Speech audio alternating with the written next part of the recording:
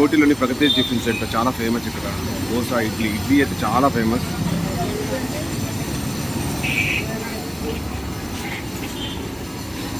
మెయిన్గా దోశ కూడా చాలా ఫేమస్. చాలా వెరైటీస్ ఉంటాయి దోశలో కూడా. మొదట్లో ఇక్కడ ఓన్లీ ఇడ్లీనే ఫేమస్ ఉండేది.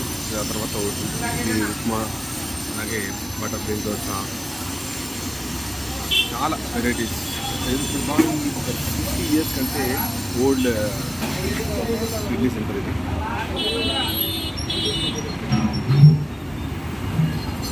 ప్రగతి కాలేజ్ దగ్గర ఉంటుంది, అందుకని ప్రగతి టిఫిన్ సెంటర్ కూడా దీని పేరు.